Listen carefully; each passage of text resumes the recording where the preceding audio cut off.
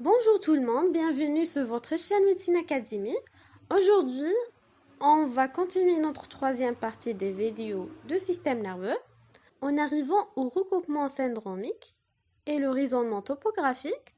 On va les voir tous les deux ensemble sous le nom de syndrome topographique.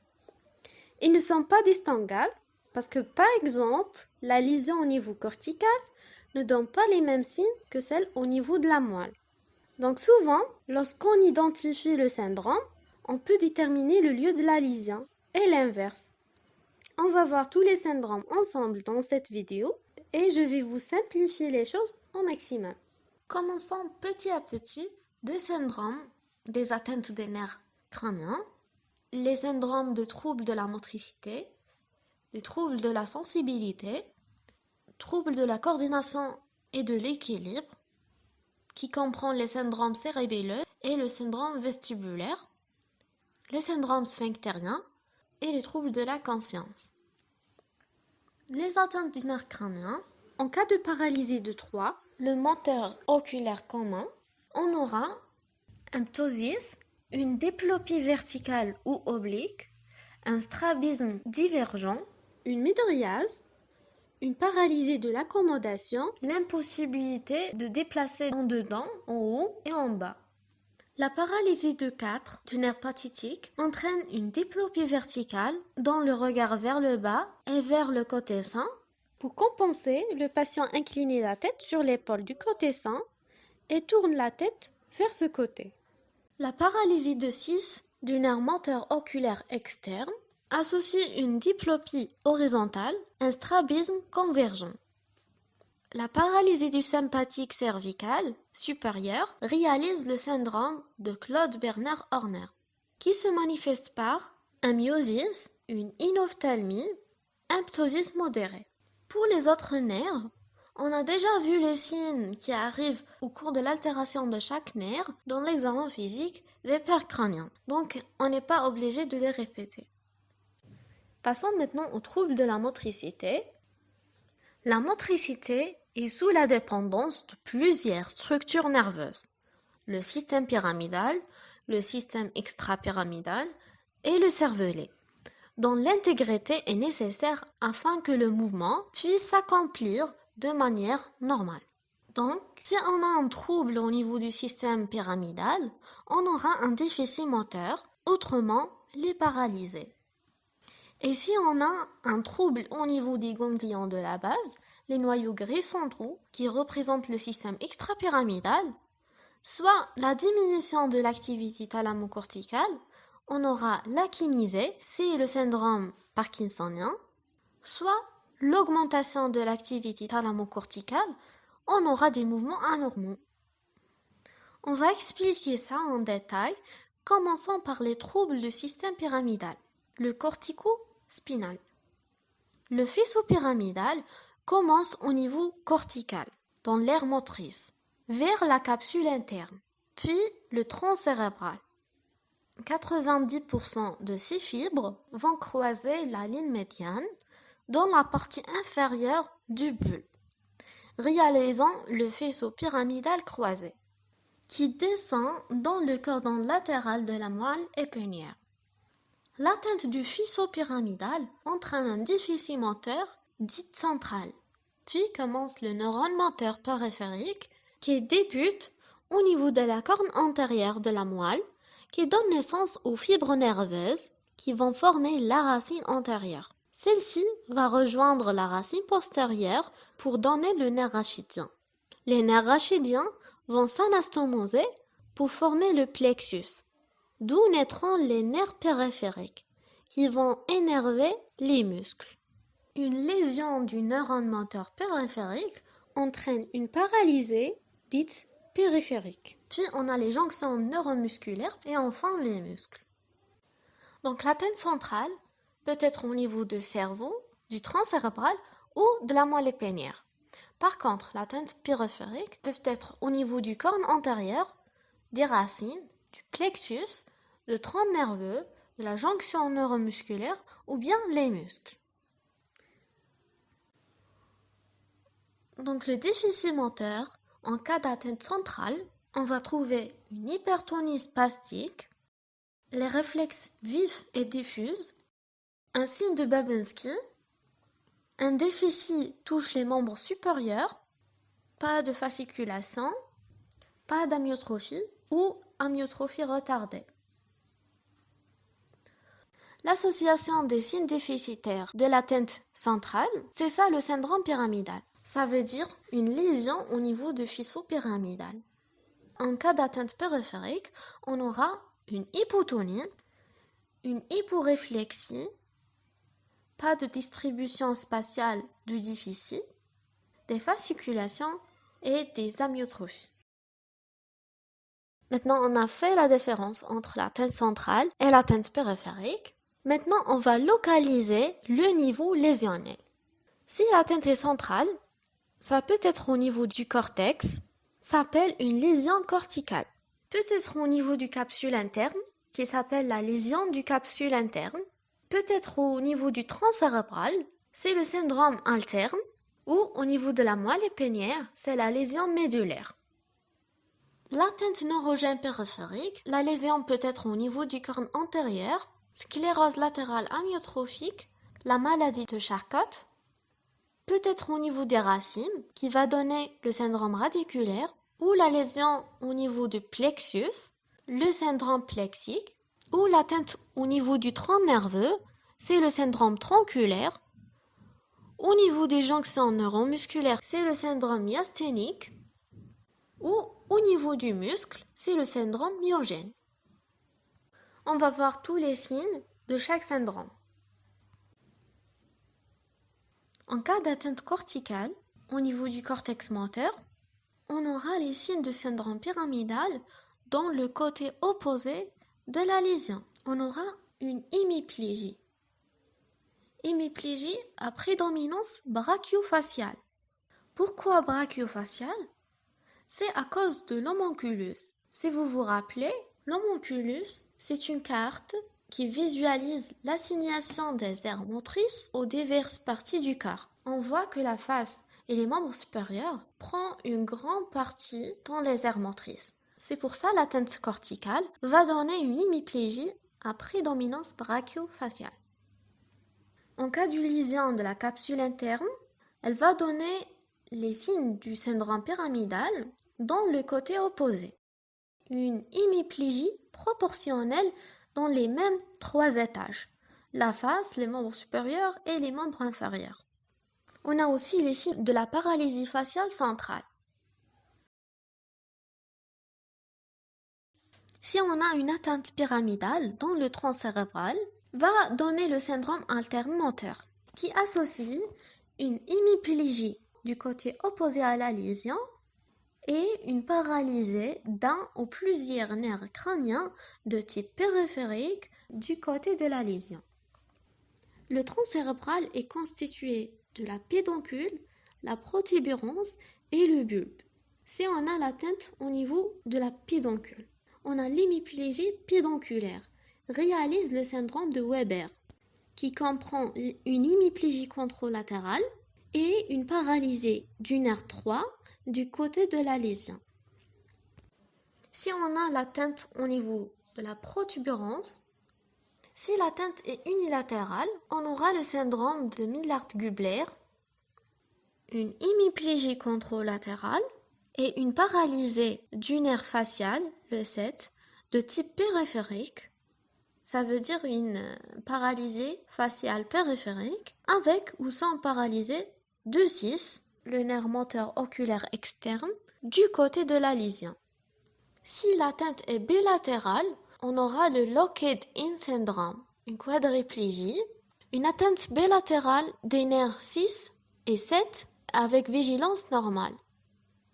Si l'atteinte est au niveau bulbaire, on aura une hémiplégie contralatérale et une paralysie du nerf 12, le grand hypoglosse, et paralysie du noyau ambigu, le 9, le 10 et le 11, du côté de la lésion. Donc en général, le syndrome alterne moteur comprend une hémiplégie contralatérale et une atteinte des nerfs crâniens du même côté de la lésion, homolatéral.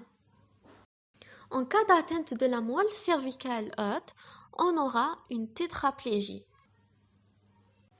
Et en cas d'atteinte cervicale basse ou de la moelle thoracique ou le cône terminal, on a une paraplégie centrale.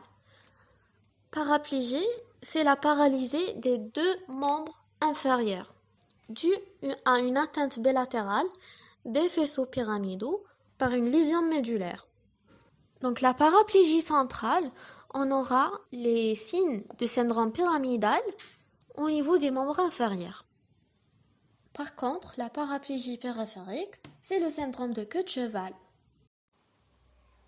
Pour les paralysies de type périphérique, le syndrome de la corne antérieure réalise une paralysie flasque asymétrique intéressant tous les muscles proximaux, le deltoïde au membre supérieur et quadriceps au membre inférieur. Une atrophie musculaire et des troubles vasomoteurs importants. Les syndromes radiculaires, les troubles moteurs sont discrets à type parisé car chaque muscle est innervé par plusieurs racines.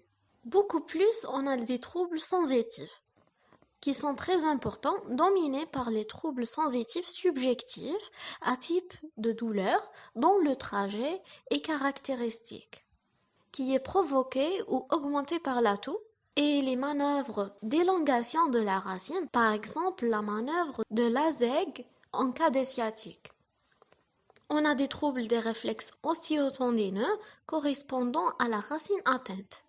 Peut-être on a l'atteinte d'une seule racine, ce qu'on appelle le syndrome monoradiculaire, par exemple le sciatique L5 ou S1 par une hernie discale, ou le syndrome pluriradiculaire, l'atteinte de plusieurs racines, par exemple le syndrome de la queue de cheval, qui est dû à une lésion du canal rachidien, siégeant au-dessous du cône terminal de la moelle, l'atteinte des racines sacrées. Les syndromes plexiques, l'atteinte du plexus brachial est la plus fréquente. Elle réalise une atteinte pluriradiculaire, elle est le plus souvent d'origine traumatique. On peut avoir une atteinte globale ou bien partielle. L'atteinte globale du plexus brachial réalise une paralysie totale avec anesthésie des membres supérieurs. Les syndromes tronculaires, l'atteinte d'un nerf va entraîner la paralysie de plusieurs muscles. Le syndrome tronculaire associe des troubles moteurs et des troubles sensitifs dans le territoire d'innervation cutanée du nerf. L'atteinte diffuse de plusieurs nerfs, lorsqu'elle est symétrique, réalise la polynévrite. Lorsqu'elle est asymétrique, il s'agit d'une multinévrite. La polynévrite est un syndrome moteur et sensitif, bilatéral et symétrique de topographie distale, avec paresthésie et hypoesthésie tactile, en gants ou en chaussettes. La multinévrite est un syndrome moteur et sensitif qui est asymétrique. Le syndrome myasthénique, c'est l'atteinte de la jonction neuromusculaire ou plaque motrice, caractérisée par une fatigabilité musculaire avec apparition d'une faiblesse musculaire après un effort et amélioration, voire disparition de cette faiblesse avec le repos. L'examen neurologique, dans ce cas, est normal ou pouvant montrer un déficit moteur qui apparaît avec l'effort et s'améliore avec le repos, avec absence des signes pyramidaux et l'absence des atteintes sensitives. Le syndrome myogène, c'est l'ensemble des symptômes et des signes résultant d'une maladie du muscle lui-même, une myopathie. Les signes cliniques, une paralysie progressive prédominant aux racines des membres. Ça veut dire un déficit moteur proximal et bilatéral. Une amyotrophie, c'est l'atrophie musculaire. Une abolition des réflexes idiomusculaires, ça veut dire à la percussion du muscle. Normalement, il provoque une contraction en masse suivie d'une décontraction rapide. Mais ça, c'est aboli au cours des myopathies. On a aussi des douleurs musculaires, des myalgies et des crampes. Une myotonie, ça veut dire une lenteur de la décontraction musculaire. On a l'absence de fasciculation, l'absence des troubles sensitifs et les réflexes osteotendineux sont conservés. Arrivons maintenant au syndrome extrapyramidaux et les mouvements anormaux. Anatomiquement, le système extrapyramidal est formé de noyaux gris centraux. Le système extrapyramidal n'initie pas de mouvement de façon directe. Il est actif avant et pendant le mouvement et joue un rôle majeur dans sa régulation. Il fonctionne en boucle, le boucle cortico-striato-palido-nigro-thalamo-cortical. Ça veut dire l'information provient des aires corticales, traverse les ganglions de la base et retourne au cortex prémoteur via le thalamus. L'atteinte de cette boucle, soit par la diminution de l'activité thalamo-corticale, qui va causer le syndrome parkinsonien, ou par l'augmentation de cette activité, qui va causer les mouvements anormaux.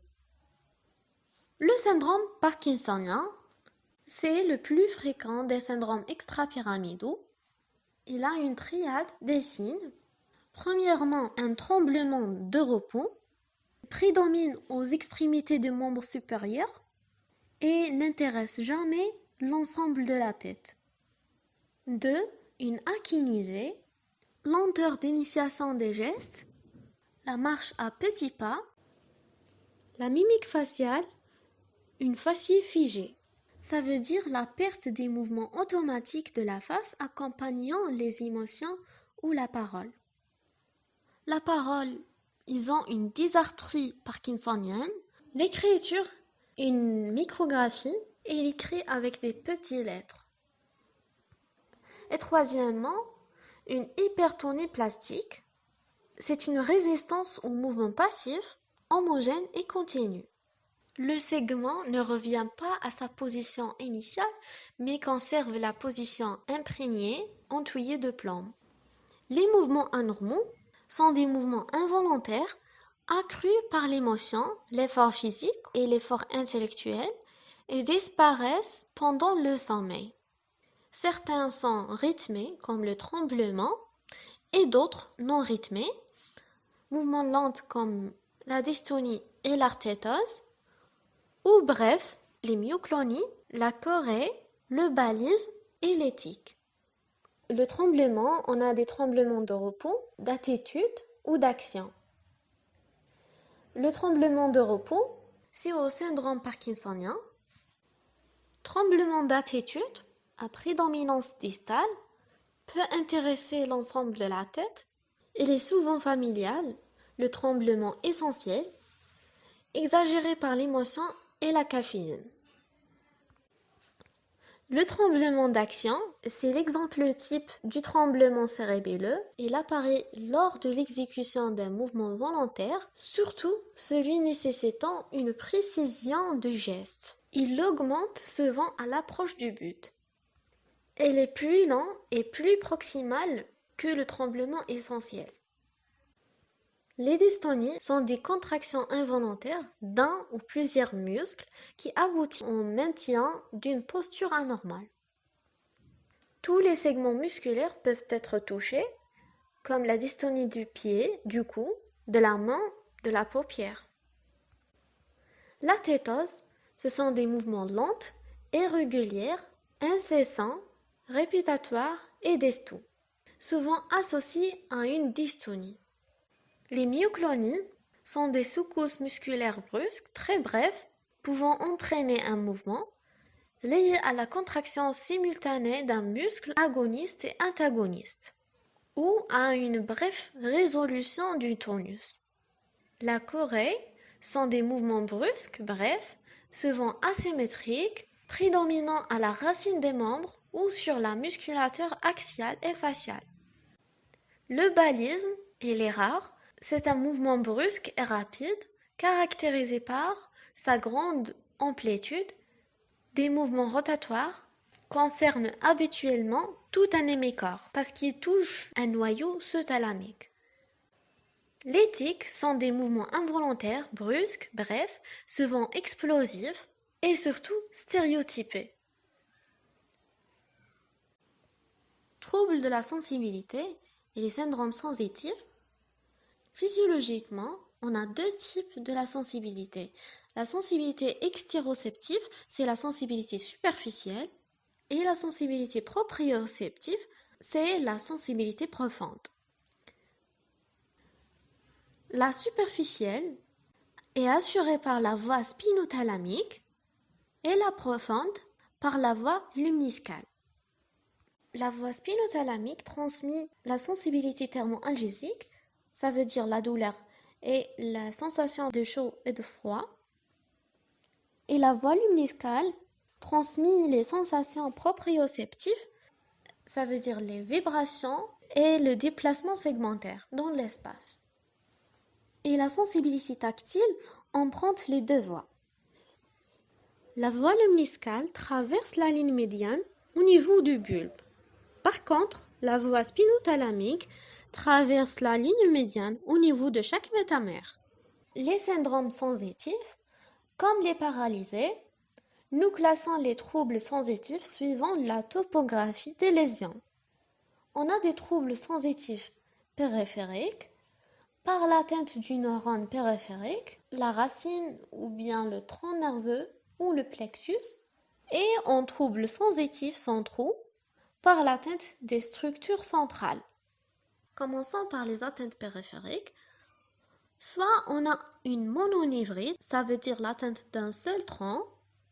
Dans ce cas, on aura des douleurs et des paresthésies dans le territoire du nerf atteint, et une hypoesthésie ou anesthésie à tous les modes dans le territoire du tronc. On a des étiologies variées comme un traumatisme, une compression par une tumeur, une infection, une intoxication ou à cause du diabète. La multinévrite, c'est une atteinte asymétrique et simultanée de plusieurs nerfs, s'appelle aussi mononévrite multiple.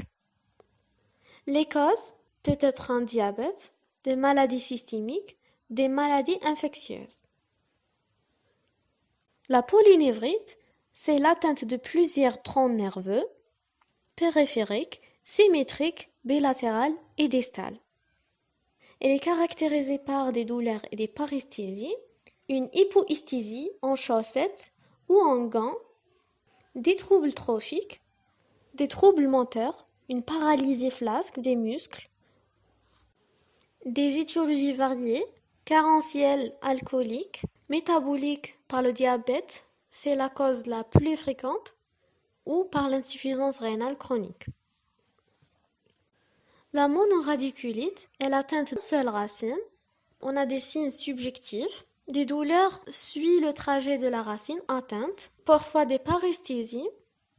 Signes objectifs, une hypoesthésie à tous les modes dans le territoire de distribution sensitive de la racine intéressée et des troubles moteurs discrets. L'exemple type des monoradiculites, ce sont les sciatiques et les cruralgies. La polyradiculonévrite, c'est l'atteinte symétrique de plusieurs racines. Des troubles moteurs symétriques et diffus, intéressant les membres et les nerfs crâniens. Parlons de la tétanie, c'est un état d'hyperexcitabilité nerveuse et musculaire évoluant par axie ou crise paroxystique. Elle est caractérisée par des troubles sensitifs constants à type de paresthésie et une hypoesthésie tactile et profonde. Des troubles moteurs comme la contraction soutenue, involontaire, non douloureuse. L'ensemble de ces troubles définit l'axie tétanique qui touche les extrémités, la main, les pieds et les régions prébuccales. Au niveau de la main, ça s'appelle la main d'accoucheur et au niveau des pieds, les orteils en flexion plantaire. Entre les crises, on a des signes. Le signe de Chvostek, c'est la contraction de l'orbiculaire des lèvres lors de la percussion de la joue. Le signe de Wyss, contraction de l'orbiculaire des paupières lors de la percussion de l'angle externe de l'œil. L'épreuve de Garou, On pose un garrot ischémant pendant 10 minutes et on l'enlève. Chez le Titanic, cette manœuvre déclenche un accès, si le signe de Trousseau. Les causes de la titanie, une hypocalcémie ou hypocalémie, hypoparathyroïdie ou bien idiopathique, ça veut dire sans cause identifiable. Les syndromes sensitifs centraux, on a soit une atteinte au niveau médulaire, au niveau bulbaire, thalamus ou du cortex. Au niveau médulaire, on a soit une atteinte complète de la moelle épinière, qui s'appelle le syndrome médulaire complet ou transverse, correspond à une interruption totale de la moelle. Les signes, on a une anesthésie ou hypoesthésie à tous les modes dans le territoire ci-dessous de la lésion. Les étiologies peut être un traumatisme avec fracture vertébrale ou une compression médulaire néoplasique. Le syndrome médulaire partiel, l'atteinte touche une partie de la moelle. On a soit une atteinte de la moitié de la moelle qui s'appelle le syndrome de Brown-Séquard ou l'atteinte de la substance grise ou l'atteinte de la substance blanche. L'atteinte de la substance grise, on peut avoir le syndrome syringomyélique ou le syndrome d'atteinte de la corne antérieure. Par l'atteinte de la substance blanche, on a le syndrome cordonal postérieur, le syndrome cordonal antérolatéral et le syndrome de la sclérose combinée de la moelle. Le syndrome de Brown-Séquard, c'est la lésion de l'hémimoelle. Les signes cliniques, on a du côté de la lésion le syndrome pyramidal et les troubles de la sensibilité profonde, ça veut dire la voie lumiscale. Et du côté opposé de la lésion, on a des troubles de la sensibilité thermo-algésique, ça veut dire l'atteinte de voie spinothalamique. Le syndrome syringomyélique s'appelle aussi le syndrome centromédulaire ou le syndrome de la commissure grise, dû à l'interruption des fibres commissurales correspondant à la décussation des fibres spinothalamiques. Les signes, on a un déficit sensitif dissocié avec une atteinte élective de la sensibilité thermo-algésique dans le territoire suspendu. Il est généralement bilatéral. La sensibilité profonde, elle est intacte parce que les fibres du faisceau lumiscal ne passent pas à travers le centre médulaire, la commissure grise. Le syndrome cordonal postérieur, c'est l'atteinte du cordon postérieur. On a des signes subjectifs, des paresthésies, des douleurs fulgurantes. On a le signe de l'hermite, c'est la sensation de décharge électrique le long du rachis et les membres provoqués par la flexion du cou. Il est pathognomonique d'une atteinte cordonale postérieure. Pathognomonique, ça veut dire si on a ce signe de l'hermite, on est sûr qu'il s'agit de syndrome cordonal postérieur. On a aussi des troubles sensitifs objectifs, portent uniquement sur la sensibilité profonde. Il associe une ataxie, c'est l'ensemble des troubles moteurs apparaissent lors de la fermeture des yeux, qui comprend le signe de Romberg, des troubles de mouvement avec des troubles de la marche, des marches talonnantes, une abolition de la sensibilité vibratoire ou diapason, une perte du sens du position segmentaire des membres, une astériognosie, c'est la perte de la reconnaissance palpatoire des objets. On n'a pas de troubles de la sensibilité thermo-algésique et pas de troubles pyramidal. L'étiologie la plus fréquente, c'est la carence en vitamine B12 ou le syphilis nerveuse. Au niveau du bulbe, on a le syndrome de Wallenberg, dû à l'atteinte de la région latérale du bulbe. C'est un syndrome alterne sensitif. Alterne, ça veut dire il touche les deux côtés. Du côté de la lésion, on a une hypoesthésie ou une anesthésie thermo-algésique dans le territoire de Trégimont. On a le syndrome de Claude Bernard-Horner, le syndrome vestibulaire et l'hémisyndrome cérébelleux. Du côté opposé de la lésion, on a une hémianesthésie thermo-algésique des membres supérieurs et inférieure, et une anesthésie faciale du côté de la lésion. L'ensemble des deux troubles réalise le syndrome sensitif alterne. L'étiologie, un ramollissement du bulbe par ischémie artérielle dans le territoire vertébro-basilaire. Au niveau du thalamus, c'est le syndrome cérébro-capsulothalamique de Guérin-Roussy. La lésion intéresse le noyau postéro-ventral du thalamus, la capsule interne et les radiations optiques. Il se manifeste par tous les signes sont du côté opposé de la lésion. On a des troubles sensitifs subjectifs à type d'hyperpathie, des troubles de la sensibilité profonde et de la sensibilité thermo-algésique, une hémianopsie latérale homonyme, une hémiparésie. Au niveau du cortex, lésion du cortex pariétal entraîne des troubles de la moitié opposée du corps, essentiellement sur la sensibilité profonde. Les signes, on a des troubles du sens de position segmentaire et astériognosie et des troubles de la sensibilité superficielle à type d'hypoesthésie. Les troubles de la coordination et de l'équilibre, qui comprend le syndrome cérébelleux et le syndrome vestibulaire. Commençons par la coordination. Les fonctions du cervelet sont la coordination musculaire du mouvement volontaire par le faisceau cérébro-cérébelleux et le contrôle de l'équilibre par le faisceau vestibulo-cérébelleux et spino-cérébelleux. Si on a une atteinte du cervelet, on aura le syndrome cérébelleux, qui est caractérisé par des troubles de la coordination, une désymétrie, une adiadococynésie, une dyschronométrie, une asynergie, une dysarthrie. C'est l'incapacité à articuler les mots de façon normale. Des troubles de l'écriture. Ici, les lettres sont de grande taille, inégales et espacées.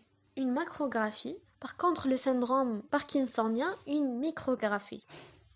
Et un tremblement d'action, début du mouvement et à l'approche de la cible. Par contre, le syndrome parkinsonien a un tremblement de repos. Le syndrome cérébelleux comprend aussi des troubles de la posture et la marche. Des troubles de la posture, on a des oscillations latérales et antéro-postérieures. On a un élargissement de polygones de sustentation. Le patient doit écarter les jambes pour maintenir l'équilibre. On a aussi des danses des tendons des jambiers antérieurs lorsqu'on demande au sujet de se tenir pieds joints ou sur un seul pied. Les troubles de la marche, on a une démarche ébrieuse, se fait avec élargissement de polygones de sustentation, le bras écarté du tronc, les pieds jetés trop haut, entraînant des embardées. Aussi une décomposition de demi-tour et une démarche festonnante. La marche sur une ligne droite se fait en décrivant une ligne festonnée. Ils ne peuvent pas marcher sur une ligne droite. Le troisième trouble du syndrome cérébelleux, c'est l'hypotonie, la diminution de résistance au mouvement passif, réflexe pendulaire et le signe de Stewart-Holmes. C'est l'absence de freinage lorsqu'on lâche subitement l'avant-bras sur le tronc. Les troubles de l'équilibre. Les troubles de l'équilibre peuvent se voir en cas d'atteinte du cervelet, comme on a déjà vu, ou en cas d'anomalie du système vestibulaire ou de la sensibilité proprioceptive. Le syndrome vestibulaire comporte les vertiges, un nystagmus, des troubles de la posture, un signe de Romberg labyrinthique et une déviation des index, trouble de la marche, une marche en étoile. En fonction du siège de la lésion, on distingue le syndrome vestibulaire périphérique et le syndrome vestibulaire central. Le périphérique, l'atteinte est soit au niveau des récepteurs labyrinthiques, soit au niveau du nerf vestibulaire. Par contre, le central, la lésion siège au niveau des noyaux vestibulaires. Pour distinguer entre les deux, on a quelques différences. Le vertige au syndrome vestibulaire périphérique, il est intense et fréquent, il est associé à des signes végétatifs. Le central, il est moins fréquent. Le nystagmus au périphérique, il est unidirectionnel, ça veut dire toujours dans la même direction, et le nystagmus central, il est multidirectionnel. Les caractères du syndrome vestibulaire périphérique, il est harmonieux, la déviation des index, la déviation de la marche, le Ramberg, le nystagmus se font vers le côté atteint. Par contre, le syndrome vestibulaire central, il est incomplet et désharmonieux. Les déviations sont inconstantes ou se font dans tous les sens, sans rapport avec le sens du nystagmus. Les signes cochléaires sont fréquemment associés au syndrome vestibulaire périphérique et absents pour le central. Le syndrome proprioceptif, on a une ataxie proprioceptive statique, le signe de Ramberg proprioceptif qui est caractérisé par une chute brutale, une démarche talonnante, peu d'oscillation et pas de danse des tendons. On a aussi une ataxie proprioceptive cinétique, une dysmétrie à l'épreuve doigt-nez, talon-genou, le syndrome proprioceptif aggravé lors de la fermeture des yeux. Les troubles sphinctériens, les syndromes topographiques, on a soit une lésion de système nerveux périphérique, soit une lésion médulaire, soit une lésion encéphalique.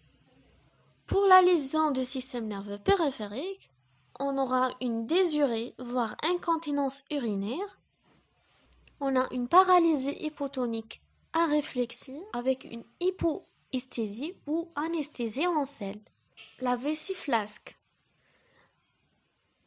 La lésion médulaire, on a une désurée et incontinence par miction impérieuse, une hypertonie et hyperréflexie, une vessie spastique et troubles sensitifs variables.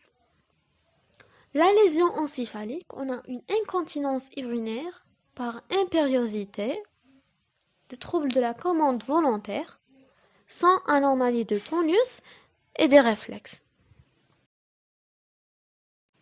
Les troubles de la conscience, selon la durée, on a des troubles de la conscience du durée bref et des troubles de la conscience durée prolongée. Les brefs, on a le syncope, le lipothymie et les crises d'épilepsie. Et les prolongés, on a l'état confusionnel et le coma. Le syncope, c'est la perte du connaissance bref, de 2 ou 3 minutes, suivie d'une reprise immédiate d'une conscience claire, liée à une anoxie cérébrale, déficit circulatoire. Les lipothymies, sans perte de connaissance vraie, il comprend des sensations vertigineuses, des acouphènes, vues brouillées, traduisent une ischémie relative de territoire artériel vertébro-basellaire. Ça veut dire du tronc cérébral ou cervelet ou l'occipital. Les crises d'épilepsie, c'est la perte de connaissance due à une décharge excessive hypersynchrone de neurones. La reprise de connaissance est souvent progressive. Le syncope et l'hypothymie sont dus à un problème vasculaire. Par contre, la crise d'épilepsie n'est pas un problème vasculaire. Le coma, le malade comateux, repose les yeux fermés, n'est pas réveillable, ne répond pas aux ordres simples et ne réagit qu'à des stimuli douloureux ou ne réagit plus de tous ces stimuli. Dans l'interrogatoire de l'entourage, on va chercher la notion de traumatisme crânien récent, le traitement habituel, la notion de convulsion, la notion de maladies pouvant se complir d'un coma, comme le diabète et l'épilepsie, la notion d'un affect psychiatrique, et particulièrement la présence des tubes de médicaments ou de toxiques près de l'endroit où a été trouvé le malade. et aussi chercher le mode d'installation du coma. Brutal se signe une AVC ou une intoxication aiguë, ou progressif, signe d'un coma métabolique, comme le diabète par exemple. Dans l'examen neurologique, on va faire l'échelle de Glasgow, apprécier la profondeur d'un trouble de la vigilance. On va donner un score, repose sur l'ouverture des yeux, la réponse motrice et la réponse verbale. Le score correspond à la somme de ces trois paramètres. Un score inférieur à 8 définit le coma proprement dit. Et la vigilance normale est définie par un score de 15. Après l'échelle de Glasgow, on va faire un examen des yeux qui comprend l'examen des pupilles et l'examen de la motilité oculaire extrinsèque. Pour l'examen des pupilles, si on a une mydriase unilatérale aréactive, c'est l'engagement temporel. Une mydriase bilatérale aréactive, c'est une lésion mésencéphalique ou anoxie cérébrale, coma barbiturique ou hypothermie profonde. Ou myosis bilatérale, soit une coma toxique, morphinique ou métabolique. L'examen de la motilité oculaire externe, mouvement d'errance conjugué des yeux, définit l'intégrité du tronc cérébral et écarte l'hypothèse d'un pseudocoma. Déviation oculocéphalique, c'est l'atteinte des centres oculocéphalogyres de l'hémisphère atteint, de sorte que les centres oculocéphalogyres de l'hémisphère sain entraînent la déviation. La perte de la parallélisme des yeux, c'est une lésion du tronc cérébral. Troisièmement, l'étude des réflexes du tronc cérébral. On va tester le réflexe cornéen, le réflexe photomoteur, le réflexe oculocéphalique, imprimer des mouvements de rotation ou de flexion-extension de la nuque en l'absence d'une notion de traumatisme crânien ou cervical. Normalement, la déviation oculaire conjuguée s'effectue dans le sens opposé au mouvement. Ça s'appelle le phénomène des yeux de poupée. Leur présence bilatérale signe l'intégrité du tronc cérébral. Le réflexe oculocardiaque, la compression des globes oculaires entraîne une bradycardie. Quatrièmement, l'examen de la respiration, de valeur diagnostique limitée. L'hyperventilation signifie une acidose ou lésion mésencéphalique. L'hypoventilation signifie un coma toxique. La respiration périodique de Cheyne-Stokes en cas du coma métabolique et de lésion mésencéphalique. Après qu'on a terminé par le raisonnement syndromique et le raisonnement topographique, maintenant en arrivant au raisonnement étiologique. Ça veut dire on va identifier la cause de l'anomalie, et ça selon l'interrogatoire, le mode d'installation beaucoup plus, et la topographie aussi. En cas de traumatisme, le mode d'installation des signes est brutal. Le trouble circulatoire, la systématisation topographique vasculaire et d'installation soudaine. Exemple, l'AVC. Les proliférations tumorales, localisées à une région topographique, évolution subaiguë vers l'aggravation régulière. Les processus atrophiques et dégénératifs, diffus ou localisés, d'évolution extrêmement lente et perdus dans le passé. Les perturbations inflammatoires, localisation diffuse au niveau du système nerveux central ou système nerveux périphérique, ou les deux, d'évolution influente et progressive. Les perturbations métaboliques et les lésions congénitales, constatées dans la petite enfance, souvent non évolutives. Les examens complémentaires, on va les demander selon l'anomalie. Pour explorer le système nerveux, en pratique courante, on a le fond d'œil, la ponction lombaire, la radiographie simple du crâne, l'électroencéphalogramme, le EEG. Les examens spécialisés, divisés en examens de type non-invasif et en examens de type invasif. Non-invasifs comme l'échographie, les explorations isotypiques, comme la gamma-encéphalographie, consiste à injecter un traceur radioactif dans la circulation générale. Chez le sujet normal, ce traceur ne franchit pas la barrière sans cerveau. Et le transit isotypique, l'injection d'un traceur radioactif dans les espaces méningés par voie lombaire ou par voie sous-occipitale, va permettre une étude dynamique de la circulation de l'ECR. Cet examen est utile pour localiser les obstacles à la circulation de l'ECR. Les tomodensitométres, TDM ou scanner, et l'étude des diverses structures crâniennes en fonction de leur coefficient d'absorption en rayons X. Elle permet d'obtenir l'image de plusieurs coupes horizontales successives du cerveau.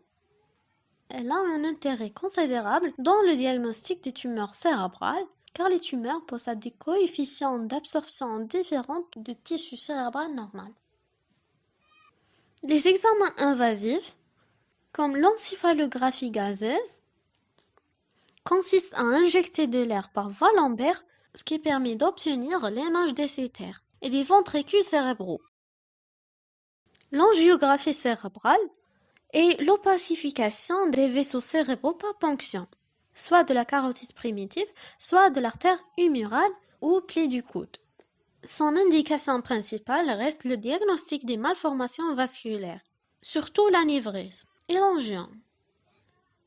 L'exploration de la moelle épinière et des racines par l'examen radiographique des racines sans préparatoire permet d'étudier l'aspect des corps vertébraux, des pédicules et des disques intervertébraux. Les procédés de contraste artificiel sont utilisés pour étudier les relations entre la moelle et des racines avec le canal rachidien. Et voilà, on a terminé. Si vous avez des questions, n'hésitez pas. Et n'oubliez pas à vous abonner à la chaîne pour avoir plus de vidéos. Merci, à bientôt.